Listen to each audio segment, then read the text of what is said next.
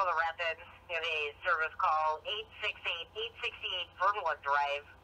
You'll find that between Birchwood and Willowbrook. It's going to be for a CO detector activation, negative symptoms.